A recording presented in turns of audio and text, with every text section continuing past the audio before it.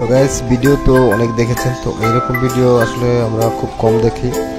গভীর রাতে যখন লঞ্চ চলে তার দৃশ্য আসলে খুব ভালো লাগে। সুন্দরবন 16 সব থেকে বড় লঞ্চ বরিশালের উদ্দেশ্যে, বরিশাল থেকে ঢাকার উদ্দেশ্যে রওনা দিলাম, তখন ভিডিও ফুটেজটি তুলে নিলাম। আর যদি আমার ভিডিওগুলো যদি ভালো লাগে আপনাদের কাছে, তো সবসময় পাশে থাকবেন, লাইক কমেন্ট করবেন, শেয়ার করবেন।